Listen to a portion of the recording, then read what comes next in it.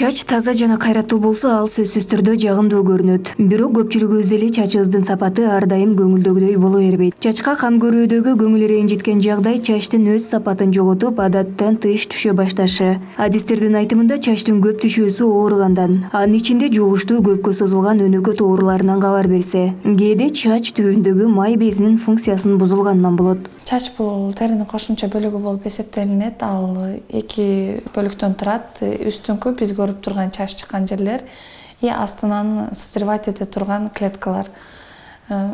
Ошол бул чачтын түшүүсү башкача айтканда аллопеция деп аталат. Аллопециянын түрлөрү бар. Аллопецияны этиологиясы бул төмөндө айтып кеткендей эле стресс, нестероидный противовоспалительный таблеткаларды ичкендер, витамин, калий, магний, селен жетишпегендиктен түшөт. Чач көп стресстен түшөт. Химия алып жаткан бейтаптарда түшөт, онкология заболевания. Чачтын бузулушуна ачык тийген күн жана катуу суукта өз таасирин тийгизет. Ысыкта чач курулап сынат жана түшөт. Ал эми суукта теринин үстүңкү кан тамырлары кысылып, чачка керектүү азыктардын келүүсү азаят. Мындан тышкары организмдеги микроэлементтердин төмөндөп кетүүсүнө да байланыштуу. Эгер чач көп түшө баштаса, организмге темир, В витаминдери жана белок жетишпейт. Жалпысынан караганда чачты көп түшүрбөшкө аракет кылганыбыз оң. Анын үчүн сиздер витамин ичип, организмди укрупнять этишиңиздер керек. Бардык микроэлементтери бар витаминдер азыр бизде аябай көп эле сатылып жатат. Мынтип айтканда, аны бардык эле аптекалардан алсаңыздар болот. Анан витаминдерди, микроэлементтерди ичкенден сырткары дагы тамак ашыңыздарды дагы оңдоп, фастфуд, газированныйларды азайтып, белогу көп тамактарды жешиңиздерди сунуштайт элем. Белок бул биздин аминокислота, мынтип айтканда биздин организмдин, если үй болсо, биздин организм үй болсо, бул белоктор, аминокислоталар бул биздин кирпичтерибиз да. Ошого кирпичтерибиз канчалык сильный болуп турса, биздин организм дагы ошончолук сильный болот.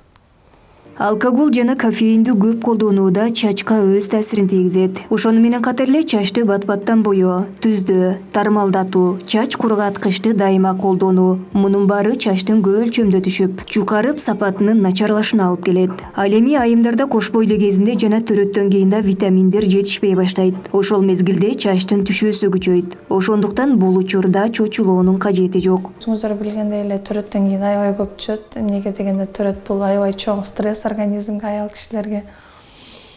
Ошону түшпөгөнгө аракет кылгыңыздар келсе, анда витамин ичип, общеукрепляющий баттарды ичип, кальций, магний, селендер жетише турган азыктарды жеп, белковый пища дейт, бул эттерди, жумуртка, балыктарды жешиңиздер керек.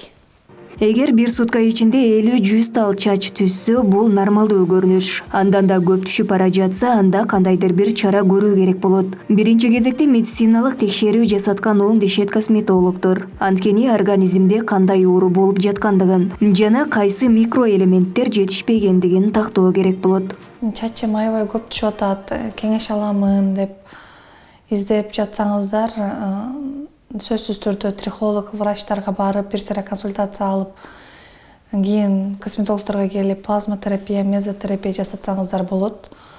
Баштын, то есть чачты карай турган врачтар, трихологдор, алар өздөрү этиологиясын, лечениясын сиздерге полностью жазып беришет.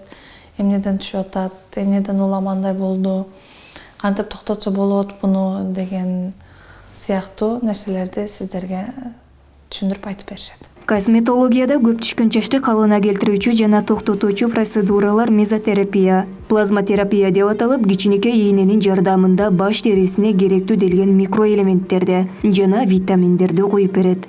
Айнура Мишрап кызы, Самат Сайдамат уулу, Арутан көрсөтүүсү.